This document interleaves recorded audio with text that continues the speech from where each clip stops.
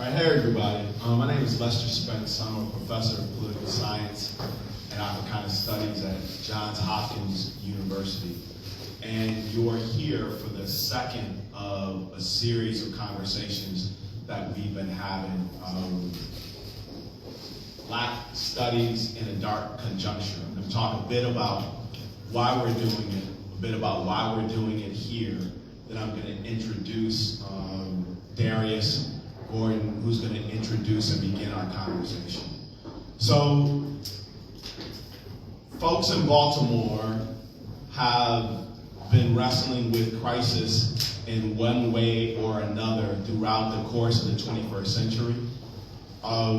And as it relates to state violence and policing, violence related to policing that comes to a head approximately 10 years ago in a conversation about Black Lives Matter organizing in other places and the organizing that folk did here in Baltimore.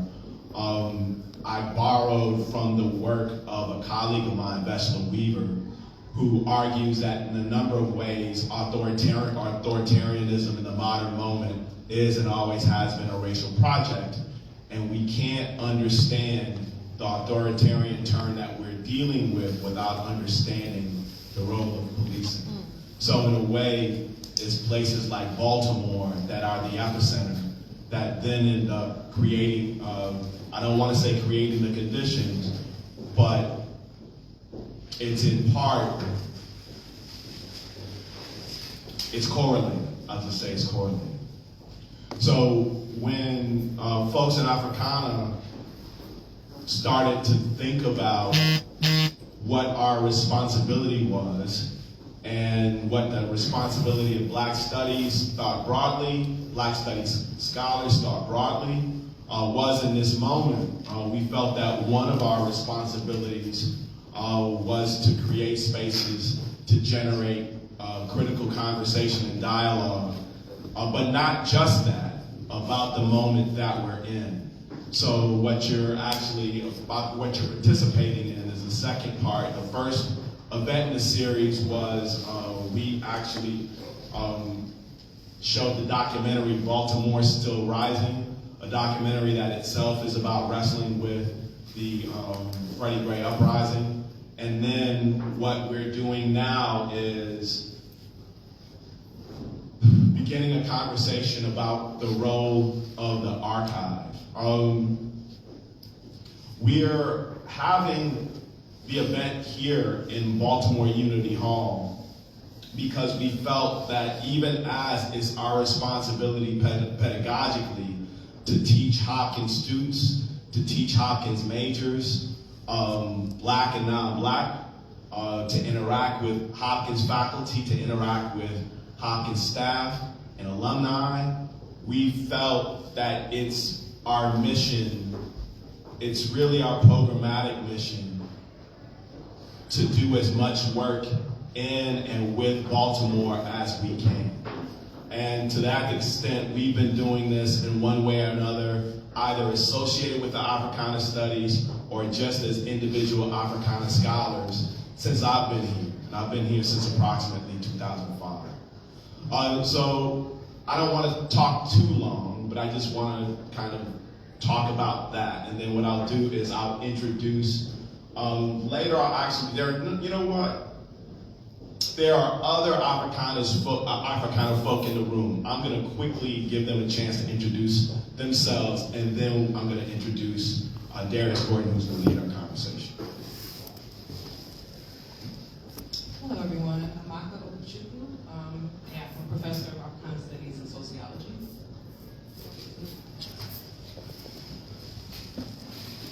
Hello, everyone. Jessica Marie Johnson, affiliate faculty and professor in permanent history, assistant professor in permanent history, and director of Life Code Vigilante Humanities and State Culture. Hey, hi. You can hear me? Should I speak up? Is that better? I'm so sorry. Jessica Marie Johnson. Hello, good evening, everyone. Jessica Marie Johnson, associate professor of history. I direct Life Code Vigilante Humanities and State Culture, and been in Baltimore since 2016. My babies are born here, so very much love this city. Thank you so much.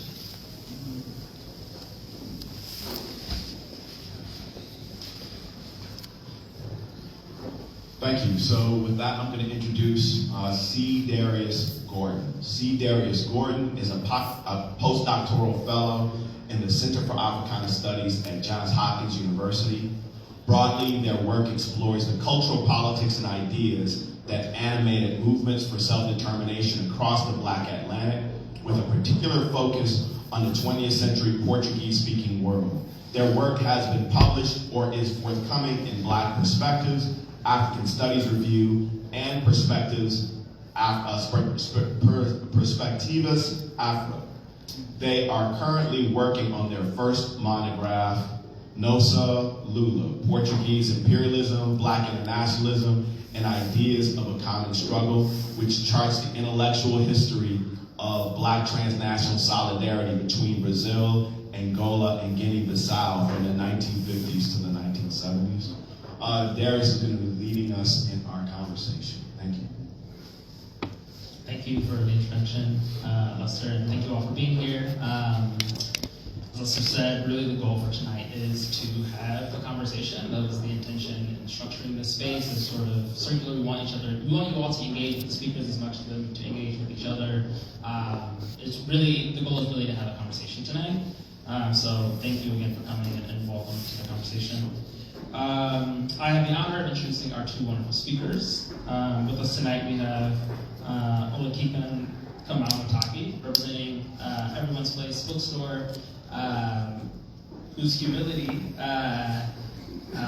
precedes itself, and rather than providing a full bio, I'll allow her to share her story and sort of the breadth and depth of her work in this field. We also have W. Paul Coates, who is the founder and director of Black Classic Press and Black Classic Press Digital Printing. Black Classic Press was founded in 1978, specializes in republishing obscure and significant works by and about people of African descent. Black Classic Press Digital Printing was founded in 1995 as a parallel entity of the press. The printing company uses state-of-the-art digital technology to produce books and documents on demand.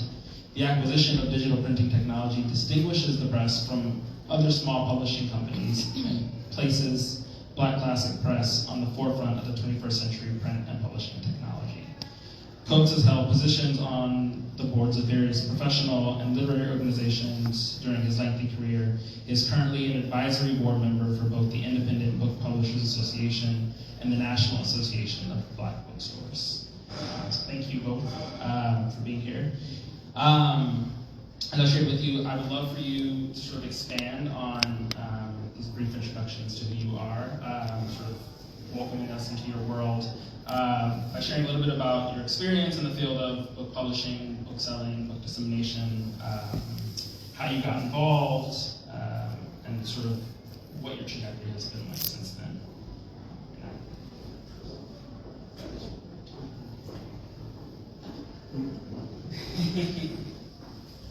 My name is Olakekan Kamau-Nataki. It's very simple how I got into book selling. I was born. I'm sorry.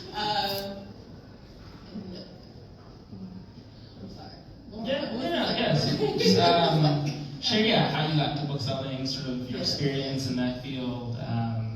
You see your work at Everyone's Place, or what is sort of Everyone's Place, and sort of for those who are uninitiated. I was born. My parents founded Everyone's Place before I was born. And they started out with like a table on the corner selling, like not even just books, it was the medallions, it was t-shirts, it was gloves, like depending on the season. And then there was a store nearby that would put different people's things in the store, so it was like different, like just their things to be able to sell, like it's kind of a collective. And my parents, they were the person that owned it was like, you all are the owners that really pay. Do you want to take over the spot? And they took over the spot, and they thought the name was very appropriate for what they wanted to continue to do. So they kept the name Everyone's Place, but fashioned it in their own way. So throughout the years, they brought more and more books in from authors all over the diaspora, but also books that just like are of interest to people of African descent. And we've just continued that, and next year will be 40 years.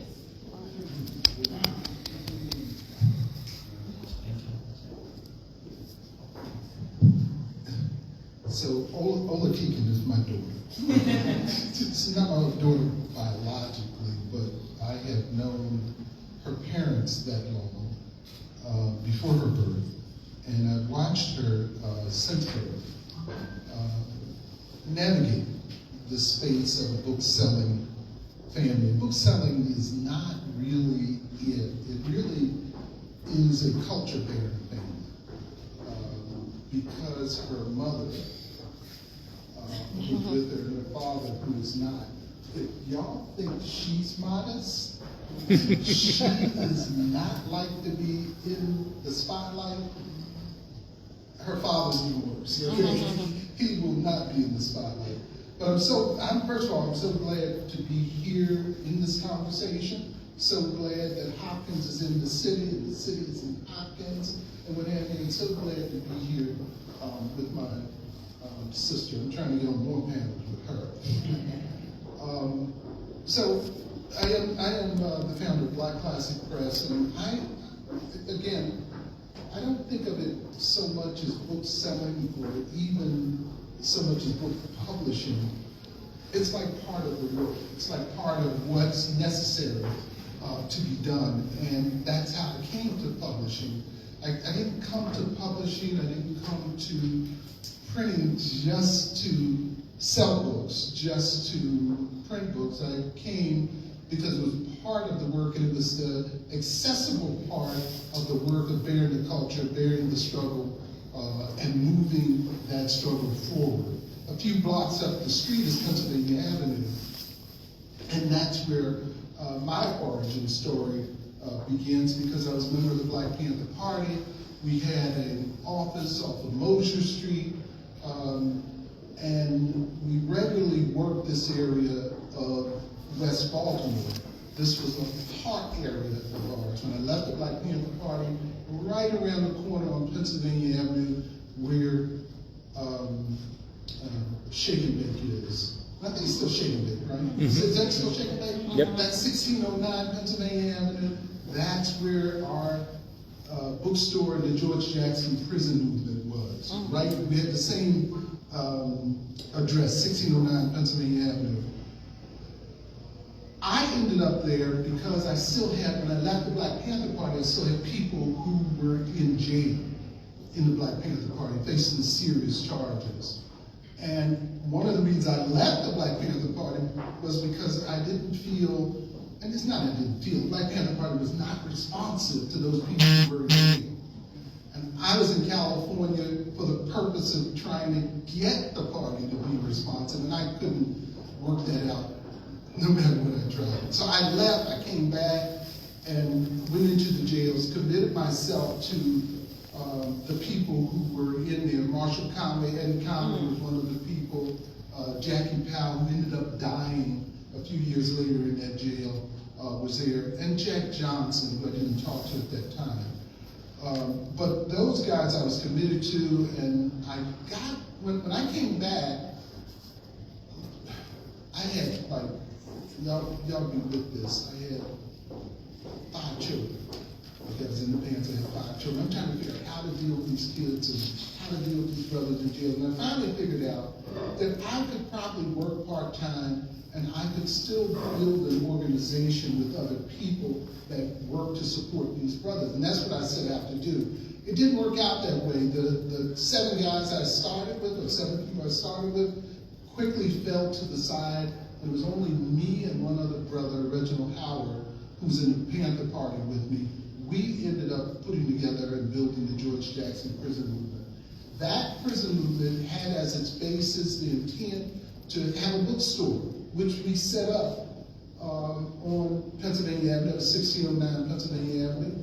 It had, when we conceived it as a prison program, the idea of building a publishing company, which we weren't able to do until, I wasn't able to do that until years later. And then it had also, at the very founding, the idea of building a publishing company. But again, like I said, it wasn't about selling books. It was really about getting information in the jails and transforming our community. It was about reaching the minds of people who were in the jail, transforming that body, bringing that body out into the community and transforming the community. Because if you think about it, we had those examples of George Jackson, who our organization was named. We took his name. We had examples of people like Malcolm X, but we also had the example of real brothers who had come out of jail and who were active in the community.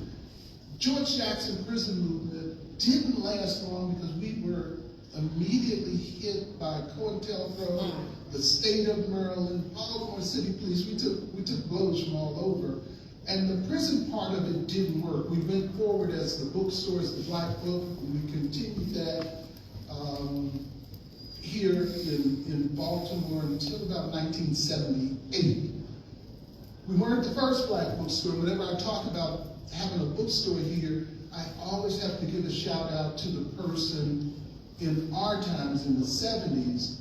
And Hopkins needs to, you want to do something, let's do something on this brother here. The brother name was Walter Lott, okay? Because so much of the activity, political activity of the 70s in Baltimore, Walter Lyman was engaged in. Walter Gill, you probably remember Walter. Walter had the first Black bookstore in Baltimore down on Gay Street. And he was there as Liberation Books. But he also built a bookstore on North Avenue, at the base of North and Greenmount Avenue. In the middle of the riots, that bookstore functioned. Around the corner, before me, he built a printing press. And he had these large offset presses. The brother was Bad Brother, his Bad Brother. He died a number of years ago. The area that, and this is Baltimore history, the area that the Blacks and Wax is in now, those buildings that they occupy, Walter owned those buildings. He owned buildings across that Hopkins now owns, a hospital, now owns on Broadway. There used to be a library there. Walter was a brilliant Black brother who thought about struggle programmatically. And part of his influence, I'm sure, lives on through the work I do today at Black Classic Press and BCP Digital Print. Thank you. I definitely jotted down a lot of things you just said. I hope everyone else is taking notes too. So, like I said, we really want this to be a conversation. I have a few questions prepared for the two of them to sort of get that conversation going. I hope you all are also thinking about questions you might have or ways you might want to engage in this conversation as I turn it over to you shortly. But first, it's very clear, right, hearing the two speak, we have decades of experience. And in my notes, I've been referring to this sort of book publishing, book selling, but I love what you just said, Paul, about cultural bearing. I think thinking about that work as cultural bearing is phenomenal, and I'm going to continue to think on that. But the question I have for you all, thinking across the decades, right? We know that this particular moment, right, in which Black studies or critical theory, critical race theory are under attack, is heightened, but it's also not new, right? Black studies has been a space in which Black studies, Black thought, Black intellectuals have been under attack in this country right since its inception. The slave codes that prevented enslaved folks from reading, Jim Crow, educational segregation, right? All sorts of attacks on college campuses. It's not new, and yet there is something special or particular about this moment. And so I'd love to hear from the two of you sort of how you maybe reflect on this broader legacy of the way that this cultural bearing work has responded to crises in Black communities, or Black communities. And maybe how you see those historical examples resonating in this particular political moment. Yeah, if I did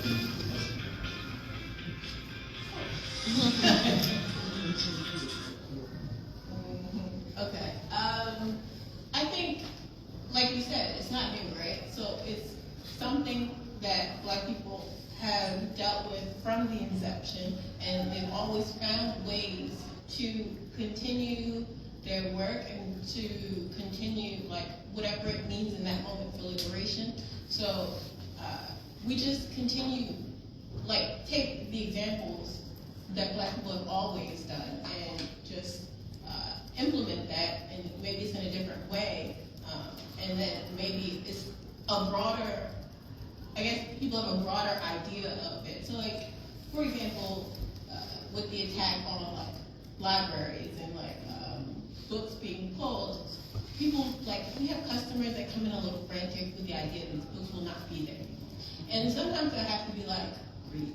Because it may not be in a library per se, but if we're talking about mainstream publishers, as long as they're making money, they're going to print these books. So it's good that you support the authors and Black books, but also you need to make sure that you can continue existing in your day-to-day. You can still eat. So like, maybe buy 1 or 2 books here and there, and actually read the book and implement it in like maintaining or even pushing us further, and not like capitulating to this idea that we're just going to disappear, because we've always maintained our own history. We've always maintained our own bookstores, our own, printing and publishing. It's not new. It's just because it's maybe at a heightened level, we're not going to stop. So just like, it's also a management within our own community, like, breathe.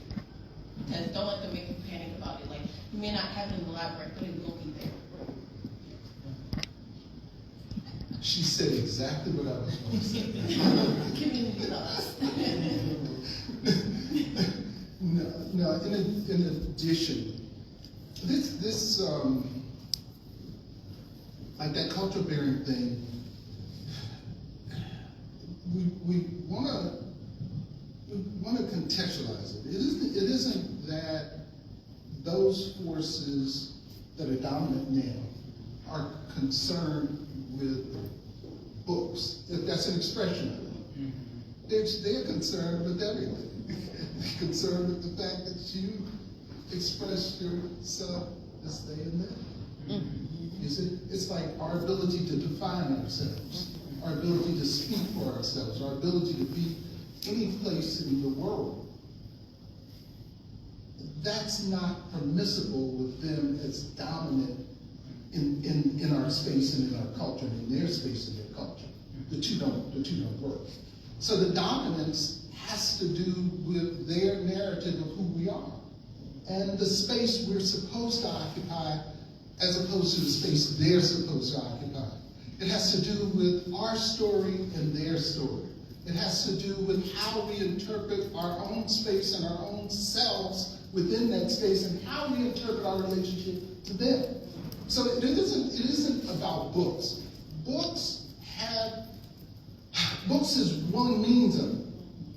And I don't want to say it's not about books. Of course it is about books, but that's not the central thing. If books were to disappear today, we would still have a battle over how we define ourselves. What is our narrative? How do we speak for ourselves? And are we subject to how they define us? So we would still have that, and that's the battle that's really, really going on in every sphere of this society that we're in. Of the right around the world, and particularly the white supremacy, global order, because this happens around the globe, wherever they show up, and wherever that notion and idea shows up. Our narrative, the narrative of people who are in that space, is going to be in conflict, and they're going to have a problem with it. Yes, they're going to have a problem with books. They're going to have a problem even with what you say and how you say who you are in your own house. And that's the battle, the larger battle that we're fighting. And this is why I think it's so important now, because books are an obvious front that we actually can confront them on, and that we have confronted them on. And I hope we will continue to confront them on. Yeah, so we have that direct relationship. We saw that in the 70s. We knew that if we could publish books or sell books in the bookstores that told our stories, we knew that the struggle would be to print those books and distribute those books and make them available around the world. That part is still going on, but the larger battle is that dominance, because you are, as far as they're concerned, you are built to be and born to be submission. And that's the way that minority of folks exist in the world inside that white supremacist idea. It is a minority. That they will expand when they need more white folks in, and they don't have enough white folks. They will expand and let new white folks in. They will make new white folks. I'm waiting to see just what happens with the Latino majority, since it's so melanated. How much of that will be let in? Or how much of the melanated Indian majority will be let in? I'm waiting to see how that one comes out. Thank you. Yeah, I mean, both of you. So, yeah, this idea, right, that it's not just about books, but it really is about control of the narrative of who we are, I think is a really profound thought. And then the idea that, you know, these books are here, right? Just, you know, I think this idea of they're pulling them or they're canceling them, but they can't control the narrative, right? Like, these books are here. We have the agency to continue to produce our own thoughts with whatever resources we have. And so the next question I was thinking about is sort of related to those ideas. I was wondering if you could highlight just a little more specifically some of the challenges you faced in this kind of work. So yes, the books are here, they have been here, and yet, you know, I'm curious, right? Maybe they're having them, but I'm curious about the kinds of challenges you are facing, especially maybe in these heightened times, but in general, the kinds of challenges you face in attempting to disseminate, share, and publish Black, particularly radical Black thought.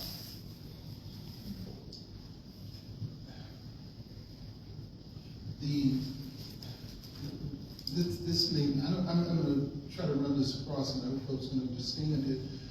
Probably the larger challenge for me has been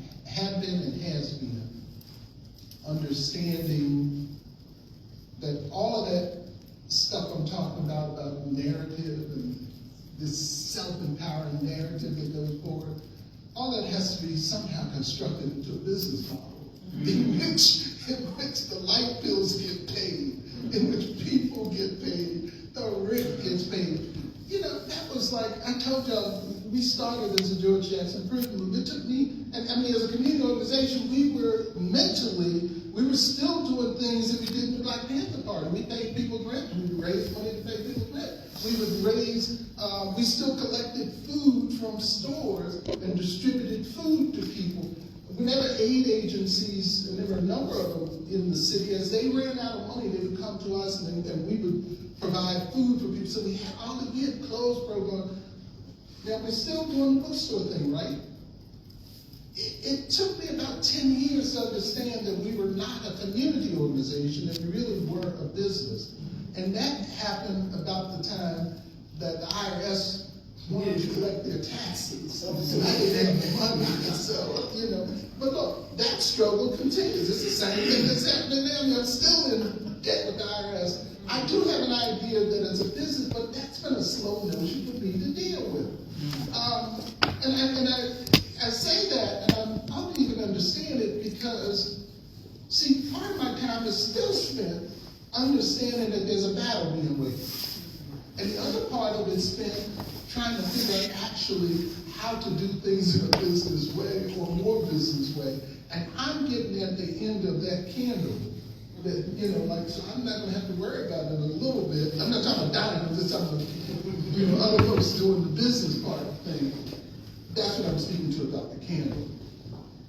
I don't know how the struggle shows up, particularly for the second generation, or how you interpret that, you know, the struggle challenges that your mother and your father faced. I don't know, and so I would really be interested to hear what you said. But that shows up to me as probably the biggest mentally for me to make that transition. I think hurt yes, to a large extent. At the same time, it's benefit because it kept our path straight and true. Yeah. True. Yeah. Yes. I'm interested in what you guys say. The other thing that you took from my community thought, like it's the same kind of, I don't want to say struggles, but I guess challenges that you would see kind of globally in a Black idea of like remembering that it would, like, the work is worth it for, like, to us, to our people, right? And it does not matter how it's reflected. I don't really see that as a challenge. I don't think we think of that as a challenge, but I think for some people it is maintaining that, the value of it. And like, I think there's more of a challenge, probably particularly for authors that are dealing with publishers in particular, like not independent, people that do it independently, or more like people that go through mainstream publishing companies to show that the work that they're doing is worth it. But I think a challenge that we do have is like, because things, and this is not everything, things have always ebbed and flowed, and there's always been a cycle.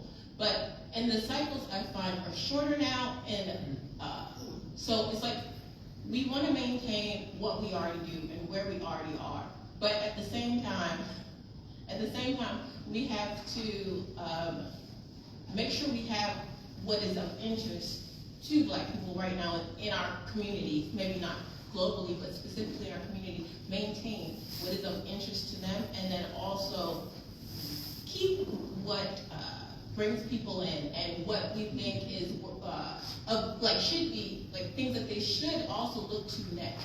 So like, not a specific example, but I remember when I was in middle school and high school, urban novels were the biggest deal, right? And you would have people come in like, I can't believe people read this, da, da, da, da. But people read it, they enjoy it, but also it gets them in the door. They also will, after they see that, Dr. They'll see Francis Kershaw's also. They'll see all of these other authors as well. They may come in for that, they may also look at another, they may not look at another book, but it gives them the opportunity. I think it's like always trying to find, like, because we are everyone's place, right? So all the books may not be of interest to me, but all the books may not be of interest to every single customer. But it's what is of interest to people of our lineage, to people, and I think that's really what the challenge is, to make sure we continue to don't close a blind eye to any part of our people. You know, something occurs to me. I'm going to take us back. Please do, please. I'm going to take us back. So, Olakekan introduced herself. She was introduced at Everyone's Place. I'm curious, how many people has really been to Everyone's Place?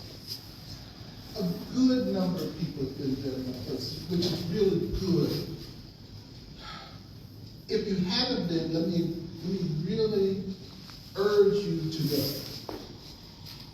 Because everything we're talking about here, fortunately you have like an elder, and you have a, what do we call you?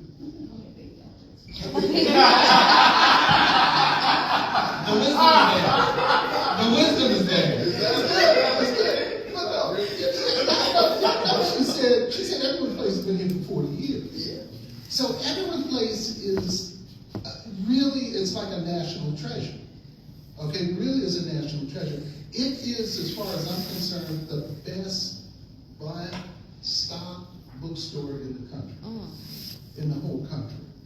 And when I'm short of books, and it's a book I'm thinking about or what have you, I'm going to call her daddy, and I'm going to say, do you have this at the store? Because that's the type of resource that it is. It really is, if we said that books are at the forefront, objectively, as objects in our struggle, it really is at the forefront. And I'm thinking, while she's talking, this is second generation. You know, for any business in America, the first generation, it's a struggle. Y'all know how many businesses fail. So to get through and to have in place a second generation to carry on this struggle is really something special. And to have it in the area we're talking about, in the area that we're not supposed to control, an area not supposed to be adaptive, is really, really special. So I wanted to put that on top of whatever we've said about Everyone's Place. They are also very good in terms of distribution and what have you, distributing books around the country. But I'm going to say this also. Again, her father is not here, and he probably would leave the room if he knew I was going to talk about it. But they've been essential at helping organizations like Black Classic Press and BCP Digital Print stay in business. Because Nati will do everything he can to support the printing that we do. We print books for them, we print books for other people. There have been many, many times, I just told y'all about the struggle, the financial struggle. There have been many, many times that brother came through the door and he'll pull some books off the shelf. He'll say, well, I would like for you to print these books, and he'll leave a blank check. At a time we needed to pay those folks like the IRS, or we needed to pay the rent or something like that. That's the type of person that runs this institution that's built this place called Everyone's Place and Africa World Books.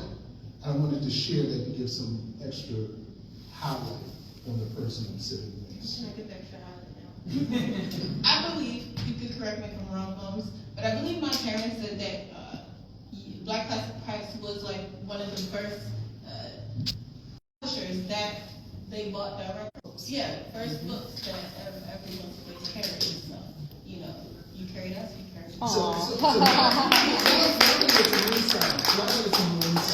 So here's the story, because I remember this. We lived over on Tyler Parkway, and I remember, Mama, you and Nati came in. Both of these folks were not just booksellers. They're both students out of UMBC. And they go to class, and they would bend in between classes. And they made that stuff work, and they grew it into the institution that it is today. But they came in, and I was working at Howard. So I came in Howard, we were in the basement, and we were talking at that house on Tyler Parkway where the Black Classic Press was. And I remember saying, because we weren't large enough, they came in, they wanted to get books. And we weren't large enough to do like large book publishers, like we couldn't give them credit, you know? And I didn't know them, you know? And I said, look, we're not large enough to give credit. We can't give you no credit account. We can sell you books directly. And ITM said, no, we don't want credit. We don't want credit. Everything we buy, we want to pay for in cash. To this day, that's what they still do. Everything they, and I'm talking about, this is, we're not talking about $100 over all of these years.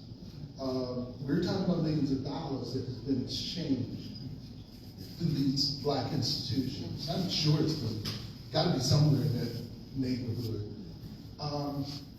Their integrity, and particularly your dad's integrity around the book business, is like the highest that it can be. His support of other book publishers, and particularly Black book publishers, high as it ever could be. So when we talk about a conversation that is in opposition to that whole notion of white supremacy, we talk about a conversation, there is this other conversation about Black possibility that goes on. And in particular, we're talking about Black cooperative possibility in which one institution is helping another institution. And I'm fortunate to be able to say these things while we're here in this forum and in this gathering. and in Baltimore. How about that? So, you know, so that's a side note you guys got, okay? Oh my gosh, this is fantastic. I am feeling a bit eager to welcome you all to the conversation with questions, brief comments. But before I do that, I did just want to ask one more question to the two of you because it just feels so resonant. I'm hearing it in your answers, seeing it in the way you interact around intergenerational collaboration and learning and community building. And right, so Paul, you're referring to Olakekan as second generation, but I kind of want to expand that and think, the generations before you, right? Like who were sort of the cultural barriers? What role did the cultural barriering play in the generations prior to you that instilled in you, that inspired this in you to pass forward? You missed all I said about you, brother. Welcome. Lots of great things about you. No, lots of here. You made me good, brother. I don't embarrass you for so just real quick. Intergenerational nature of this work in books and cultural bearing, and sort of learning from those before you and passing it forward. Your experience with that and how it shaped your role in this world. So I'm very, very, very fortunate. I just shared with you guys the story about Walter Lively. And just another point about Walter. Walter was he was the youngest. I think Walter came down from Philadelphia. I'm from Philadelphia originally also. And I didn't know Walter in Philadelphia, but he came down to Baltimore. I don't even know that Walter was here for 2 years or something. I don't know how long he was here. He wasn't here that long. But he ended up as, he wasn't the first, he was the youngest black person appointed to the city council. And he got appointed as a Republican, okay? He hadn't even been in Baltimore that long. But trust me, this is the way this man lived his life. He would do things like I just told y'all, he had a block of buildings off of Green Mountain Avenue. His building, and I think it was an old car barn. He had 2 presses that were offset presses. And I'm saying this, Walter Lively lives with me as an inspiration. He had 2 presses that were web offset presses. At the Black Panther Party, actually, when we were having trouble having our papers printed, people came from California, and we met with Walter in an effort to have him print the Panther papers. That never happened, but he had the facility to do it. He was an inspiration to me. He and I would meet at times, and he said, well, Paul, what are you working on? What are you doing? So Walter, I'm doing this, man, and God, this was in the Panther Party. The breakfast program, we're going to have 6 locations, and we're going to do this. And I would go on, and then I said, well, Walter, what are you working on? And this guy would tell me how many buildings that people had given him. We had a farm up in Pennsylvania that people gave him. We used to carry kids up to that farm. Up in Pennsylvania, it was a 40 acres, 45 acre farm. The houses that I told you that he owned on Broadway was part of a nonprofit that white folks at this time gave him, and he was on the committee, he took it over and what have you. So he would do fantastic things. He was a socialist. He trained many of the people who ended up in the labor unions here in Baltimore. People, so many of the people, SEIU folks were here. He trained those people before they went into the labor movement. He trained people in the peace movement, who became members of the peace movement. He was an inspiration. Like I said, he did the bookstore here. He did Liberation Books. He also had a publishing house. They didn't publish much, but he was the first person that I was aware of that had automatic typesetting equipment. They took me into the house. I'm talking about this, that, and the other. This man takes me into the house and shows me this equipment. It just blows my mind. There's people like Walter. I came up in a time with people like Louis Michel, not Oscar. Louis Michel, who we used to visit up in New York. There were people who had generations of book-selling experience that impacted me and impacted on who I became in Baltimore. But I think if I talk about local folks, nobody stands above Walter Lyons in terms of my influence.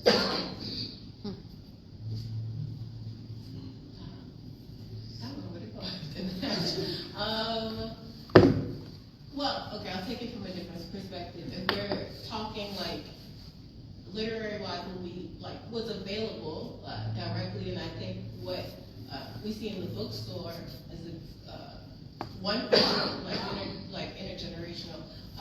I think one trend in publishing that leans towards that is there are certain books like stamped or cast, and they take those books and you have the original one, but then they also do one for teenagers, and then they do one for children, and then they might also do a cardboard book. So it's something like, okay, maybe not the person reading the cardboard book, but like the whole family can get the same general base of knowledge together and then have their own discussions about it, I think, in an age-appropriate way. I think that's really good for, like a good foundation for families. Like even if they were to continue something like that in a topic that might not be available where all of them are together, you can get one that like maybe the older brother reads and then the younger brother reads one of that same topic, and they can have a discussion like that. Or, you know, a grandmother and a grandson or something like that. So I think that is a great way of like still maintaining the understanding in a way that every member of the family can be a part of these discussions. I didn't want to leave you on that because it occurs to me. I was so wrapped up into Walter, and I still am. But let me share this with you guys. When we organized in 1972, there were some other things that were happening. Okay, more direct beyond Walter.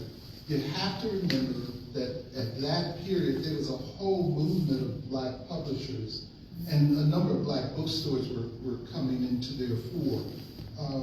Most directly affecting us would have been Third World Press, which just celebrated Kamau-Nataki and the folks at Third World just celebrated their 50th year. There were the bookstores in Detroit, Ed Hall, in Detroit. These people all influenced me because I'm in love with black books. But in addition to that, you're talking about Third World Press, you're talking about, in New Orleans, you're talking about Aiyana Press with Kamau-Nataki in New Orleans. In Brooklyn, you have the East, okay? And you have people who are talking about controlling our narrative. That's really, what the deal was. In Newark, you had Amiri Baraka, who not only was an activist at the time, but had one of the more important presses, one of the more important publishing houses. Well, all of them had bookstores also. And so, thinking about the George Jackson movement, visualizing a bookstore, visualizing a publishing house, visualizing, none of them were really doing printing at the time that I was aware of.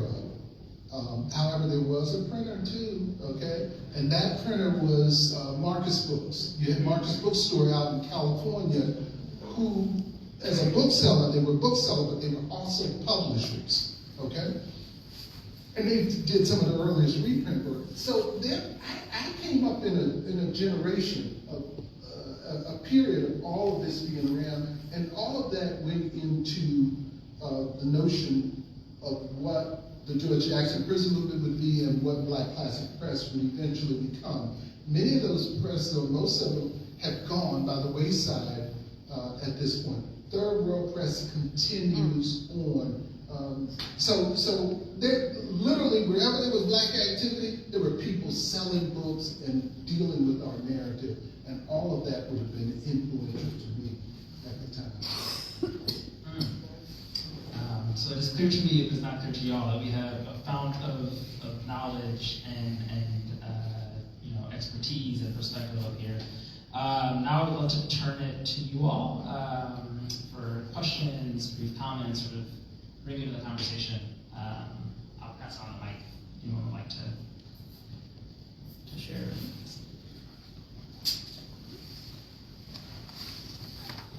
I appreciate you both. And Mr. Coates, I identify with the word cultural barrier because of my family experience, along with doing the whole academic thing and not seeing myself in those books. But at the same time, kind of got into to appreciate any black person that started presses, that started writing books, because it definitely helped to shape my thinking and reinforce my ancestry of my family. And so even today, I don't know what books are available academically to students, but at the same time, I hope, and I think it's so important to have more than one perspective around society with multiple kinds of people living in a society, and more importantly, how people are defining themselves. I think that is so significant, and that's how I relate to the term cultural bar, because my parents having to deal with the Jim Crow South, but kept their dignity and respect. It's like, man, I'm a curse. How the hell you keep your dignity and respect and you have to go through shit like that, right? But they did that, right? And that's the cultural bar thing that's like so strong and so rooted, and it's rooted organically. And so it has like a different feeling and a different motion. But I just want to, I love the title, Publish or Perish, because I think it's still very, very important that we provide to the public, to generations to come, our thoughts and perspectives about our own life and the society that we inhabit. I'm Denise Johnson.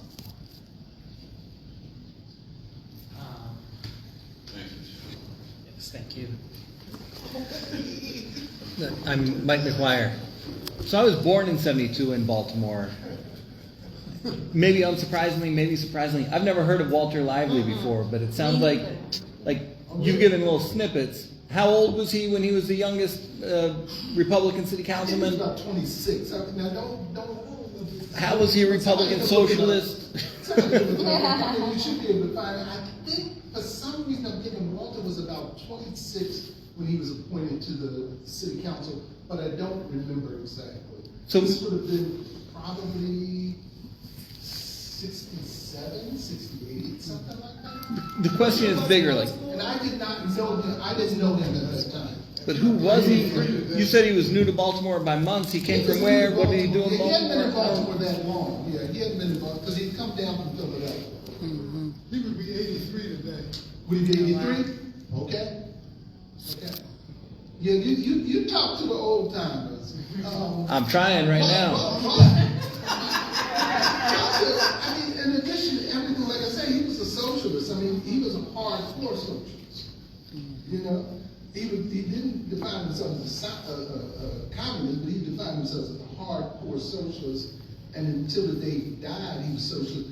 But his politics in the community showed up as work, and so there was never a he was not one of the kind of cats that would sit around and deal with intellectual debates. He was really dealing with building institutions, and that's how he reflected. And he would take a lot of young people under his wing. He trained so many people who went on to do other things in Baltimore. And he was still young himself, you know.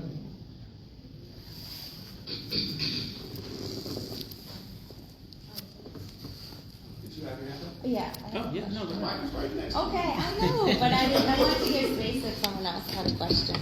So I guess I'm so inspired by this discussion, and thanks for organizing it, Lester. I wonder, thinking about 30 plus years of austerity and the beat down of communities in Baltimore, the role of a radical imagination today, the capacity to even imagine something different, which is so foundational, right? To, I think, Black liberation, to thinking about a world otherwise. So I'm just curious, what that looks like in a moment where East, West, South Baltimore had taken such a beating. The school system's completely gutted, right? I mean, these bookstores are so essential, but how we revitalize the kind of movement with that radical imagination.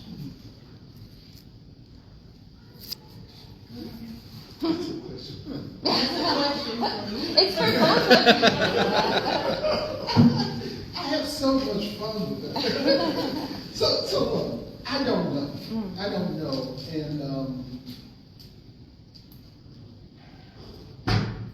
to be honest with you, I don't even think about stuff like that. And this is, I think, one of the Walter Lively influences. Like, I put my head down and I keep working. I keep working and I keep building. It's like almost like a tunnel vision. Now, I said Michael Walter Lively, but Walter was a dreamer. He could dream in the midst of struggle and what have you. And I think maybe I did when I was younger.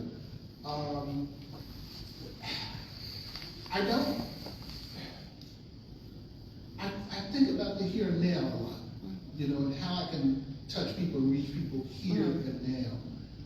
Because I'm so uncertain about the future, but it's in this moment. It's in this moment. It's like in this room that I can live and I can be. And I'll get with anyone in this room and we can talk about the future. But it's so uncertain, and I just get tired of people sitting around talking about this and that and the other. And it never has sat with me, and it never worked for me. So it takes me back to saying again, I don't know. I just don't know. I don't know. The only thing I know is that we've got to, we have to keep struggling, individually, collectively. We've got to support people who we see struggling, and we can't leave them alone. We have to support them. But where that goes beyond that, where the grand thing falls, I don't know. That's why I said it was a question for her. See that? I don't, see, you're thinking grand scheme, but I think the Black tradition is kind of inherently a radical imagination. The works is a radical imagination. Because if you don't think, that might be the work. So it's just inherently, by doing the work, it's bringing the imagination to life. I told her she had that. I told her it was her place. How do you become unbounded? How do you become unbounded from the past? An example. Your question is, how do you become unbounded from the past? For example, continuing to use the word struggle. So, okay, that's a real thing, right? We all struggle in some form or fashion. My struggle, my life, and my parents' life, totally different. My parents had to deal with Jim Crow directly. And they were organic people because they were farmers and they were hunters. So they took care of themselves while dealing with the attitudes of white folks. But they still took care of themselves organically. Their struggle was a mental struggle dealing with white folks in the South. I had a similar struggle. I'm not going to call it a struggle, dealing with white spaces that were just too crazy. Just too crazy. But at the same time, not using terminology like struggle, terminology such as disenfranchisement, terminology like unrepresented communities. For me, in my interpretation and the work that I do, those terms were terms developed to define us that really has nothing to do with us. Somebody decides to use those terms based on whatever model and whatever framework, and I think if we stay bounded to those terms, then our imagination stays bounded also. Well, terms can just be used to have an idea, a general idea of where you are, but it doesn't bind you to anything. And then, you wouldn't want, in my opinion, you wouldn't want to remove yourself from your history, because our history is what has us here. That, what continues whatever work you are doing. Without your history and your ability to pull from that, even if it's subconscious. I mean, I don't feel, everybody feels differently, but I don't necessarily feel the need to remove myself from my history. I don't have any shame or anything from whatever my ancestors, and even if it's not framed the same way, if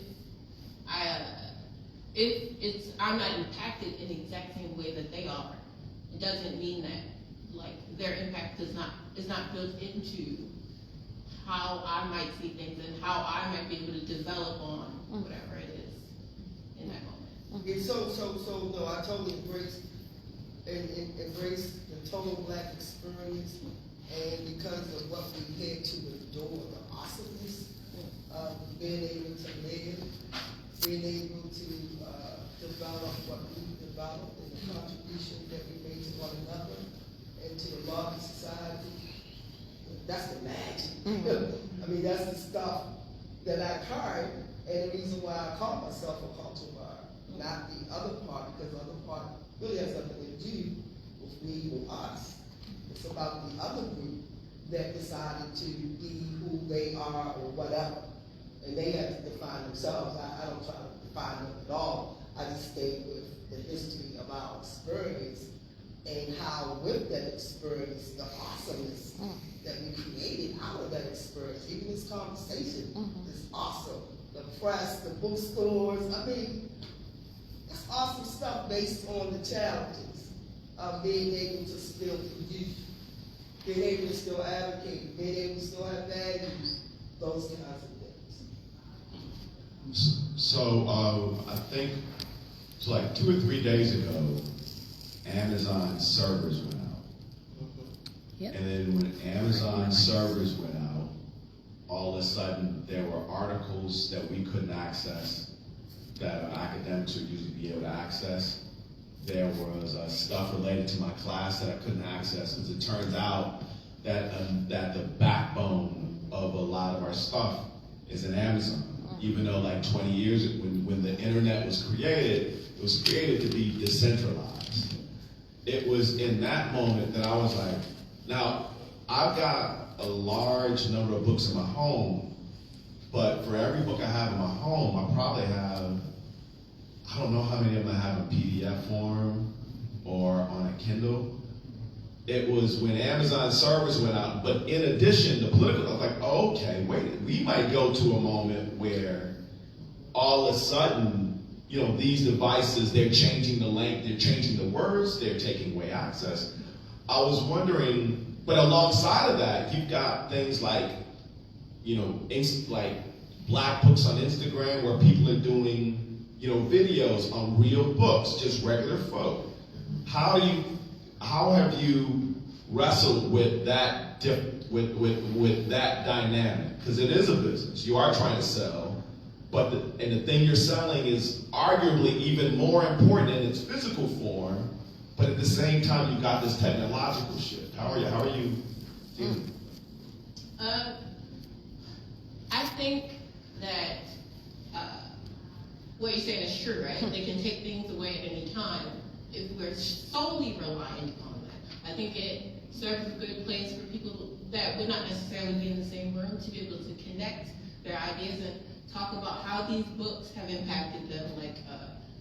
I know when a book has been talked about on book TikTok, or it's been talked about book YouTube, Black AF, all of a sudden you want 3 copies right now.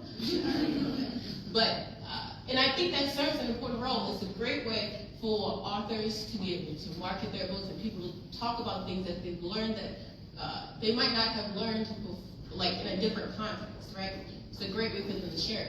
But there also needs to be an offline component, if possible, for people to continue, like even if it's a book club or some kind of literary society or something, where they're continuing this discussion, because we already see, like, with like them changing like TikTok algorithm and whatnot, it may not serve them still. They might not still be able to make these connections, but if there's some kind of way that they meet in their library or something like that, for them to be able to continue these discussions offline, and they can't take that from them. Like, you can take away your TikTok, you can take away Instagram, they can delete someone's entire YouTube for no reason. But if they still have some way to connect in real life with people about these things that interest them in, these things, because that's how it's always been done, right? This is a new phenomenon where so many people are, and it has been beneficial for so many people to be able to have like these online book clubs and things like that, if they're like in spaces where it's not, or if they lack, accessibility and things like that. It's been very beneficial, but there's always the threat of them taking it away any time. So Lester, I mean, the real deal is like we're subject to the technology of our times. I mean, that's the reality of it. We're like, in this generation, we have one foot in the past technology, the way books were. We have one foot in the way technology is and how it's developing, the new technology. But it's not, I mean, and there's danger in that. There's danger in the authoritarian state directing those people who control, particularly the new technology, and owning that technology and directing it to do their purpose, or even the authoritarian state letting it be known what their wishes are. And those actors go ahead and act in the way that's wished that they had. But that's us being subject to the technology. I mean, it's not like we're going to get past that. We're going to have that going forward. Your question reminds me of Frederick Douglass. Reading Frederick Douglass, how devoted he was to the North Star. His problem was technology also at the time, because he was trying to make sure he had enough lead type. But he didn't control the lead type, But he needed money to buy the lead type. And if he couldn't have gotten that money, in the times that he didn't have that money, it made it difficult on the publication of that truth, that physical truth to show up in form. So there were those challenges then that he confronted. We're confronting the challenges of our time. And I don't know that gets worked out right now. I don't know that it does. I think our commitment has to be to struggle regardless of whatever that is. And our commitment, if we're committed and see ourselves in relationship to a truth, I think our commitment has to be to that truth, and then carrying it forward as we carry it forward, whether it is a matter of discarding the parts that we don't want to deal with, got it. Or whether it's a matter of embracing it all that we want to deal with. The person I'm looking for is the person who's going to show up on that line. That's the person I'm looking for. The person who says they believe and then demonstrates that belief in themselves. And it's the same thing, I think, with our books, how we commit ourselves to keeping that knowledge available. Because when all of it's gone, remember now, we're talking about that a self-narrative voice, a self-narrating voice. That voice was before we were even allowed to see books. We carried that story. We carried it forward. And then others also helped, our allies helped carry it forward. So I don't know that there's an answer to that. It's a dilemma that we're confronted with, and it's a dilemma that we face in our time in this moment. It's our challenge, and each of us, has to meet that challenge, I think. I don't know.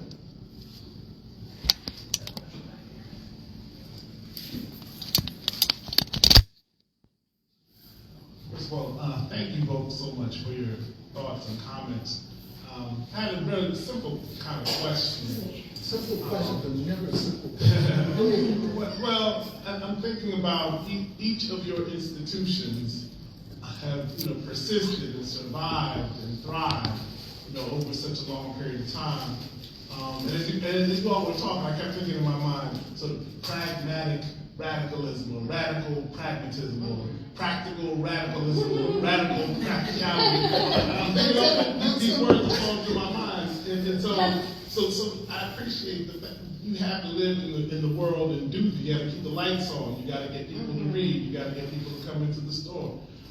So in that, with those challenges, those practical challenges, and the what you're trying to accomplish, can you just really, this is the easy part. Can you just talk about how you all are navigating this moment right now? What are you doing now in terms of advancing your vision, but also navigating the practical, pragmatic objectives? Okay, I'll leave it there because it's something. Yeah, you got it, girl. So the first thing I will start with is that, and I'm not sure how this works, okay, but there is a 20% discount to anyone that signs up on our website. Did I do that right? Kinda. So I'm glad you brought me into this question about what we're doing to not only stay sustainable, but help grow and moving forward. And it's actually one of the ways to do it as part of these kinds of conversations, is staying engaged with the community, getting ourselves out in front of people who already know us, but also newer and younger audiences. And my role with Black Classic Press is helping them to meet readers where they are today. So for example, we're live streaming this conversation. I've been talking with fans of Black Classic. I've not been distracted. I'm actually engaging with readers and viewers of Black Classic Press while we're here answering questions. Who is that? Who's Professor Dr. Gordon? Johns Hopkins has African kind of studies program. I didn't know about that. So I'm, that kind of engagement, meeting modern readers where they are and solving those types of problems. That's where I thrive in that space.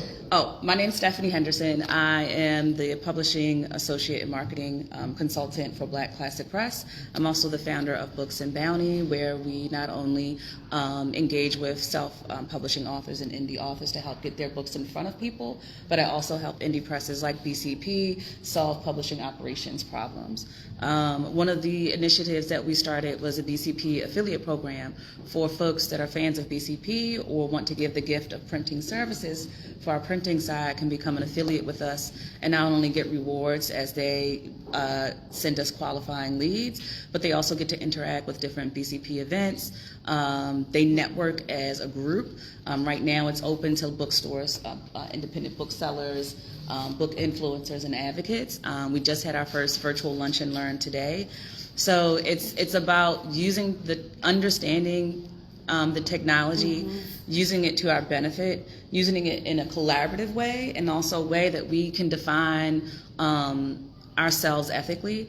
I think that is how we manage it in this time. Like, we are in the throes of it. And me as an elderly millennial, I'm of the past before. I'm the generation that created it, and now I'm trying to figure out what the heck we do with it so we don't F it all up in the process. And for me, again, it's about meeting modern readers where they're at and taking advantage of the technology in an ethical way. So if I can just continue, in answer to your question, my answer, my job in relationship to your question is to prepare the ground for those who will come behind me. And that's who Stephanie is. She represents that.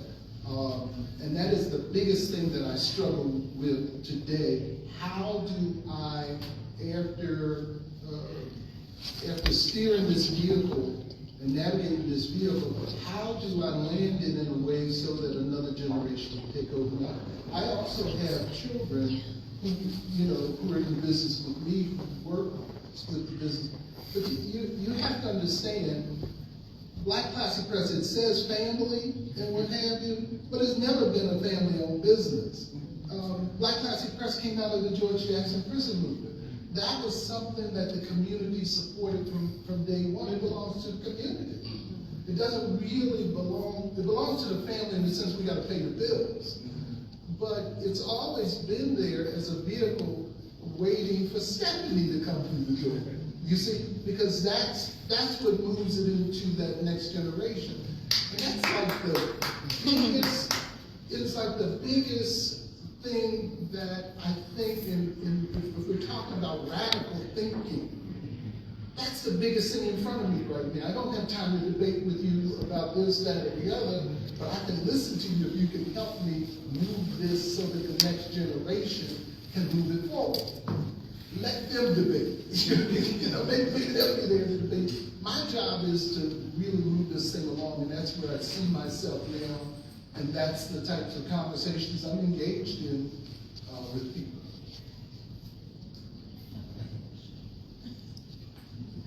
You gotta mistake that for my intergenerational young person. How are you all navigating this current moment? Like, what is, like in practical ways, how are you, sort of surviving and thriving in the moment?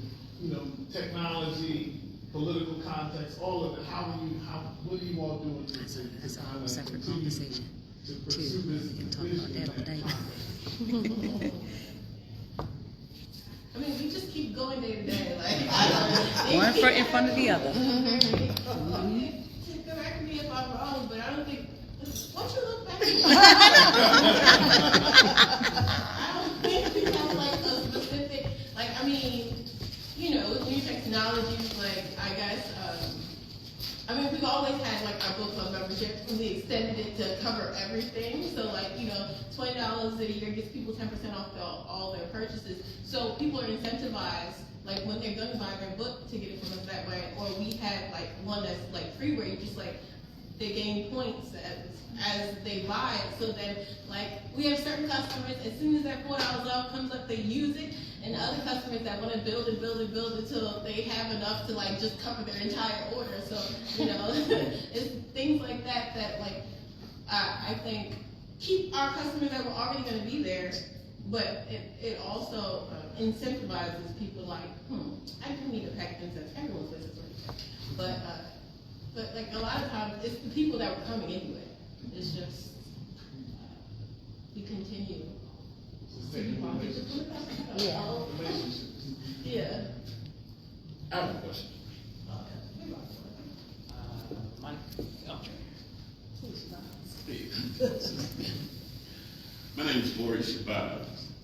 This is my grandson. You want to introduce yourself? My name is Little Straight One. I just want to say I'm impressed with both institutions. Kanahisi, I believe is how it's pronounced, just chronicled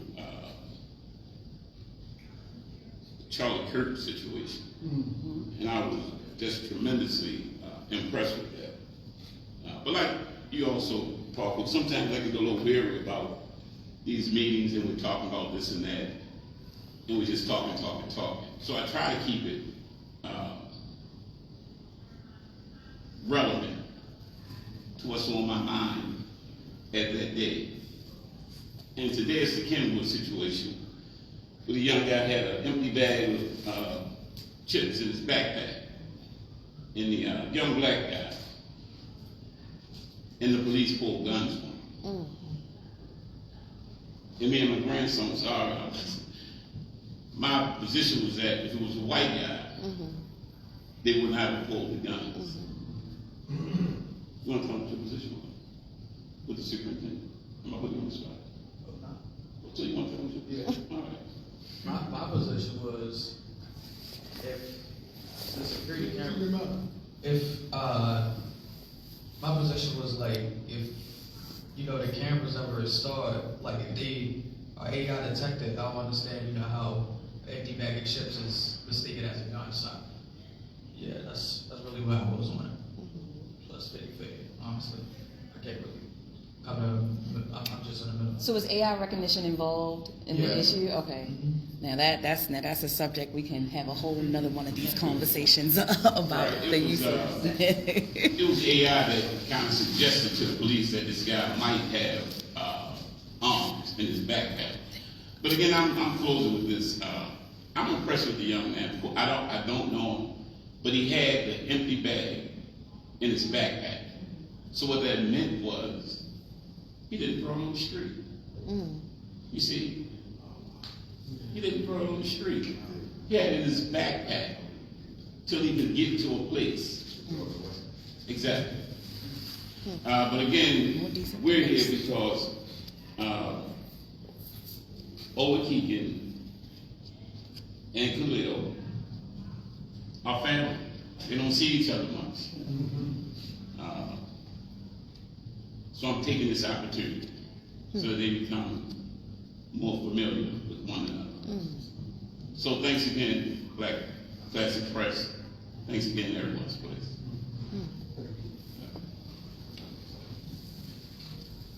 Do you have another question or comment? Just a question for you, Darius. Yeah. So, dissemination of black thought in times of crisis. Your topic of research is internationalism in the mid 20th century. Brazil barely had a federal government in 1950, and you're talking about internationalism between Brazil, Angola, and Mozambique. How is that communication happening? So in my work, I talk a lot about how those networks, those transnational networks of knowledge dissemination, sharing, were formed. So, folks would travel.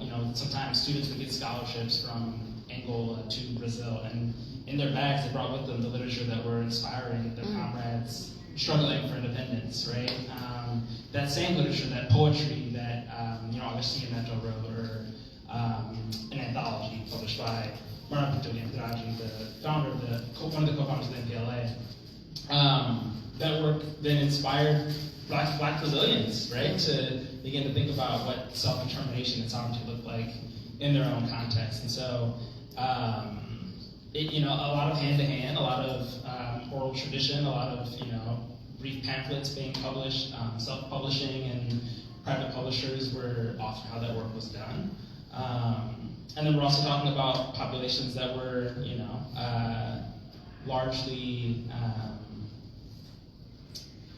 largely not taught to read, right? In any language. So I'm hesitating to say illiterate for a number of reasons, but largely these populations did not have literature as their main source of dissemination. So also, like I said, oral traditions were a major factor. Songs, right? Recreating radical thought in song and sharing it as they marched on the battlefield or travel from town to town is how a lot of information was disseminated, right? So all that to say, like you said, right, the technology changes, the structures of oppression adapt to the ways that we adapt, and yet we persist. And so, yeah, that's a brief answer, but in many ways, always found a way. Is the simple answer. I did. Yes, thank you. My name is Brother Wally Gill. Professor Lester, you mentioned Amazon and the fact that they seem to be in control of so much technology and things went down and there's so much online.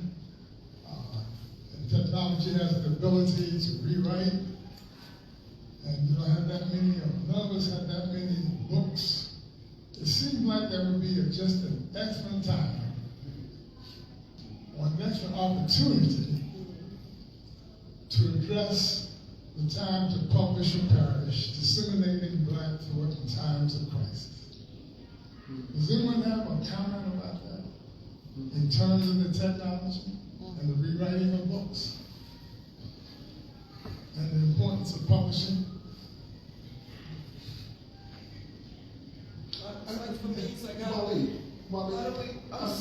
I'm sorry. Can you repeat what you're asking again, the question? I'm sorry, I had trouble understanding it from the mic. Can you repeat it, please? Because the technology has the ability to rewrite so many of the books that are online.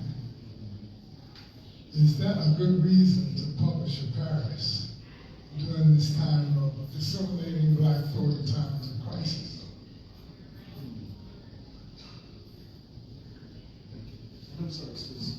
I'm sorry. You give me Susan. No, so when I saw this advertisement, maybe I misread it. I'm not sure, it's the age thing going on. But anyway, it caused me to think about what should we be writing about in terms of Black thought and Black studies. So my work has always been with people, families, communities. So that's been my primary focus. So that was the thought, and then the groups that I connect with, they seem to, most of these groups are in the South, and then it includes Maryland, of course. They are like on this platform where, based on where we are politically in this nation, it's like readying ourselves. What should we be doing to ready ourselves for what comes next? Which for me is also interesting, just like it's interesting with this subject here. And so I know I'm a reader and I like books. They're just beautiful. One, two, I like the images that gets created for the covers. I mean, it's like art, right? And so I hold on to the books. I'm a grandmother because I want to pass it down to my grandchildren. And try to navigate, like, no, I want to take this stuff. Are y'all interested in, this stuff is really, really important because over the years I've intentionally collected certain books about us because those books are not like, if I'm planning, I call it a cultural action and somebody is helping me to design an announcement and I try to design, I don't do the design, but I try to use a piece of art as an attractive piece of the relevancy of culture and integrating it with art. And I find it amazing sometimes we're not able to find images of ourselves. And so I think that's another piece of the work of writing is the images that we need to continue to create that represent our values and all of that other stuff. You came up, helped us develop a photography. What were your thoughts? Right, so this language, publish or perish, is often something folks say in academia, right, in relation to, our so-called professional lives, that this need to keep publishing articles and books in order to, preserve our professional careers. And I wanted to, I think, flip it on its head and maybe reframe the idea to acknowledge the fact that the dissemination of Black thought in the history of Black life, African diasporic life, has been a matter of life or death, right? This ability, this need to share our history with one another, to deepen our understanding of our identities, our roles in societies, our relations to one another, to challenge these narratives that have been placed upon us, literally has been an act of survival, right? This, in life or death moments.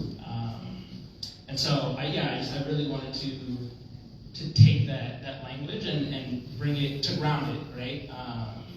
In Black community, in Black life, in Black intellectual history and the present, to say that this work of sharing Black thought with these two engagement really is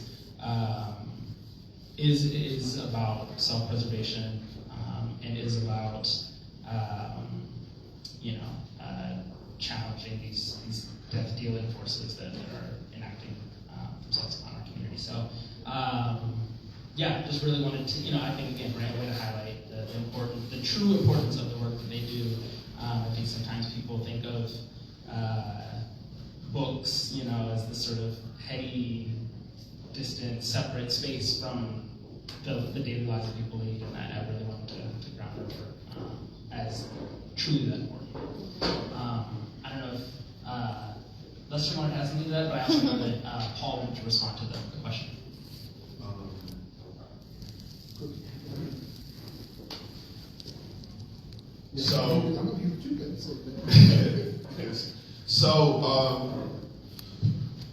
There was a moment in time where to be a black academic at a place like Hopkins, it meant by definition that you were doing work that didn't speak to black people's needs, that didn't speak to black people's interests. And as a result of struggle from black students, from black staff, from folk in black communities, that dynamic has changed in places like Hopkins. There are more opportunities for folks to publish in places like Morgan and places like Coppin.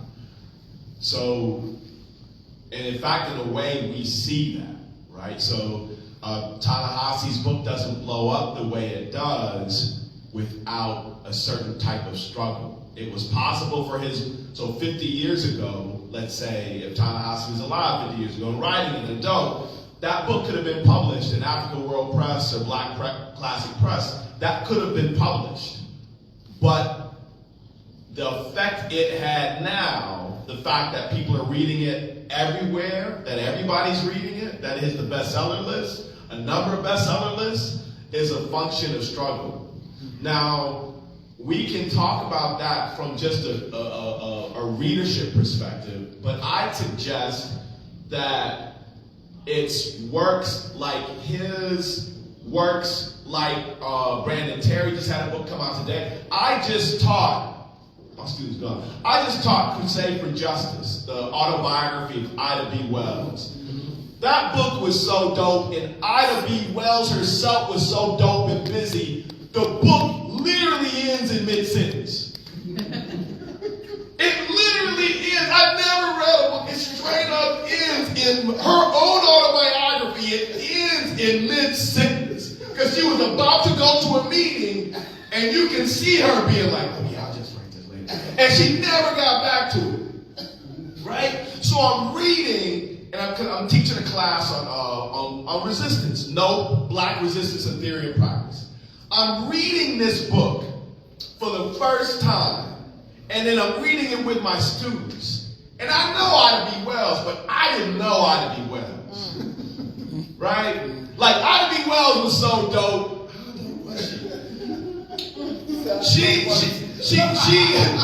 is organizing. She's organizing, doing all this organizing work. She single-handedly starts the anti-lynching struggle. She's organizing, and then she gets married, and she has a kid. She has 2 kids, maybe 3. And she was like, you know what? I've been organizing, and it's, and she's still got a job. She's trying to do all this stuff in the beginning of 20th century when black women, much less women in general, couldn't even vote. And the Red Summer starts, and you see lynching after lynching, riot after riot, Black Death after Black Death, and she's like, yeah, no, I can't do this. Her kid comes up to her. Her kid is like, mother, if you don't do it, who will? I swear to God, the kid was like 8 or 9 years old, right? So I'm reading that and thinking about that and now, and I don't need rewriting. I already know I'm black. I already love black people. My people back home don't even know me as Lester. They know me as Kenyatta. Because that's what my middle name is. I don't need rewriting. But, those stories do work. For those of us who don't, maybe they don't rewrite our ideas.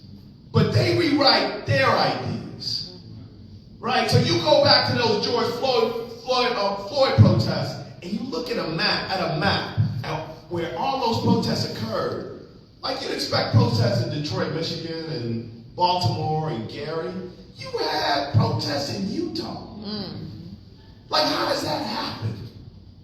You know what I mean? You had protests in places in Michigan I know don't got no black people. Like, it happens through black thought. It happens through black thought. Right? So when we talk about, and it happens actually through academic black thought because we're in a different moment now. And it happens through work that's just broad. I mean, I see it in the comic books I picked up today. So it's really important that we kind of really we've got a number of things to do in this moment. But one of the things that we have to iterate and reiterate is the independent power, particularly in times of crisis, of ideas. Mm-hmm. Because in moments of crisis, folks don't know what to do.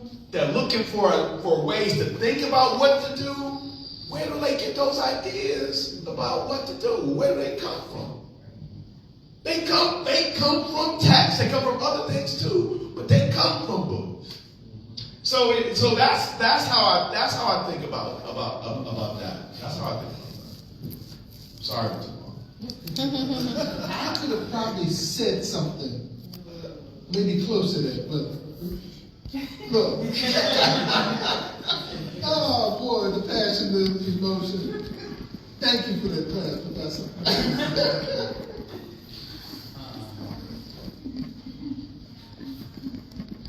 We are nearing the end, yeah, and I do want to invoke my role as moderator here to ask the final question.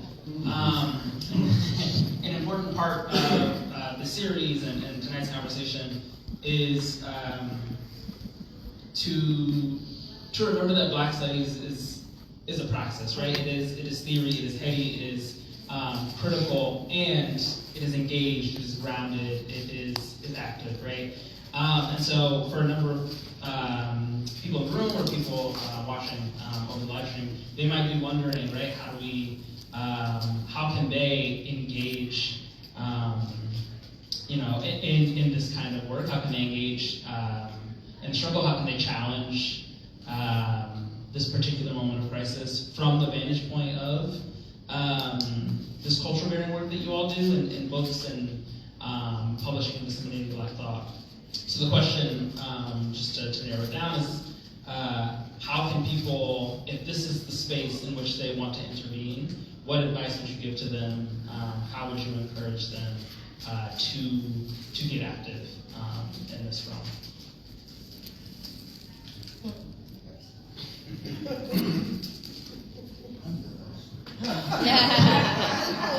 Older. We don't have to reinvent the wheel necessarily, we can, but we can start with what Black people have always done, right? Even like when you were talking about literary, not necessarily need reading. You can still have that literary component in your discussions and things like that. So how lectures and classes and like study groups and all those things have always been a part and benefited, and they still have a role. We can also find ways to incorporate it, even if that's not necessarily your go-to, but still incorporate it in those things that you do. Like perhaps you have a social club that you do, like you play cards or you play basketball or field hockey or something like that. You mark off a half an hour where y'all have like a discussion of how this impacts whatever. You do art. You put it into your art. So like when she was asking what books do we write? We write what we want to read. We write what we want to see for our people. Somebody's going to read it. So we also discuss it and we find these things that interest us and then also continue to put those things in it. That's good. That's good. And I'm going to follow up on that. It's because actually as you were talking, you called me back to one of the early texts, one of the foundational texts in Black Studies actually came out of the meaning of Black community people and understanding that Black Studies was not something that was taught on the campuses. Willis Huggins, John G. Jackson worked on introduction to African history in 1936, actually. And they developed that not for the campus per se, not per se, period. They developed it for Black study groups and for individuals that wanted to ground themselves in discussions of African history. And as a power of resistance, they did it. What was notable about what they did, again, Black studies weren't being taught on college campuses, but Black people were reading, and what they wanted to do was bring together a guide, and that's what it was called, a guide to African study. And they particularly wanted to do it so that it carried the works of Black authors. And so they put together that first one, and then later John G. Jackson would do introduction, that the one we're most familiar with. But it came out of them doing this work for Black people in the community to go forward to sharpen their own skills. So I'll follow with my young sister here, and just encourage people, like if you want to get down, and certainly you do things, and it's that whole theory of practice thing. You know, it's like reading and practicing what you read. And I came across, I was riding across today with an Uber driver, and we stopped at Black Classic Press to pick up some books, which I hope you guys will partake in at the back. You have to put some cash down. But look, we picked up some books, and he said, well, what are you, a writer? And I said, no, I'm not a writer. I'm a publisher. He was turning that one around, right?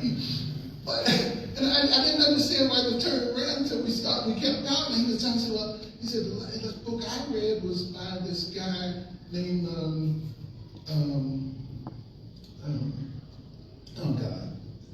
Nathan McCall. He didn't call him Nathan McCall. I'm saying, wow, okay. But he was telling me how that book impressed him. It was the last book he read.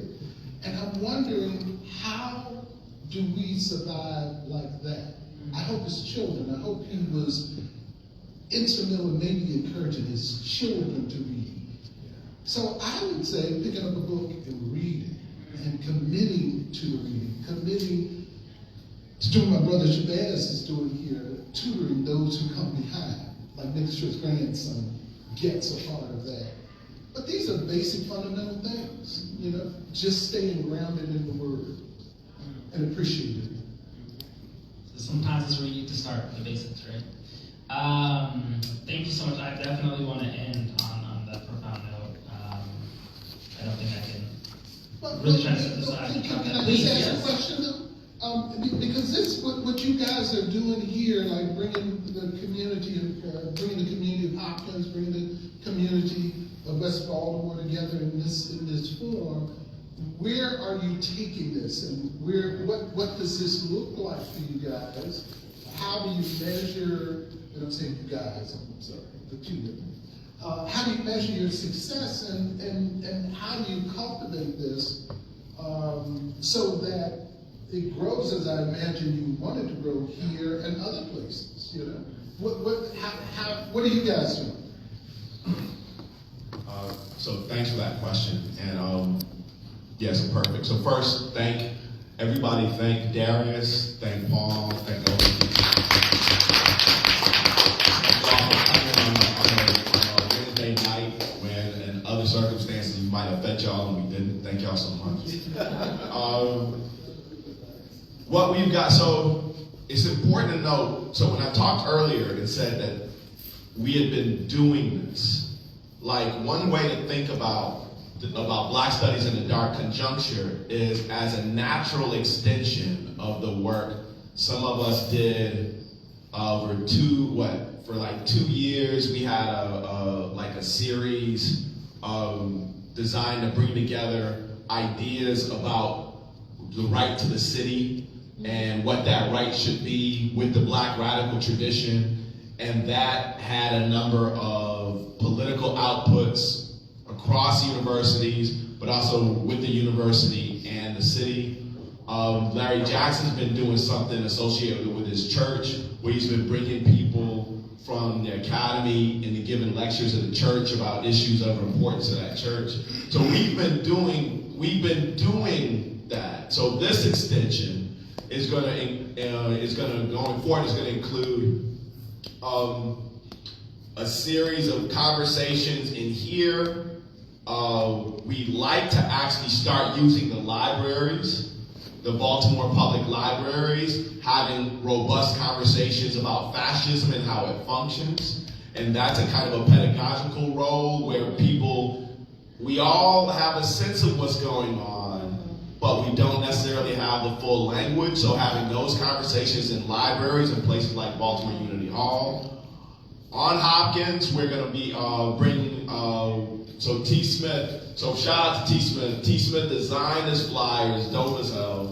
One of the things that T is working on is creating a freedom lab to actually bring together folk in Baltimore and in Hopkins to imagine what freedom looks like. You know, as opposed to just being critical, is more productive.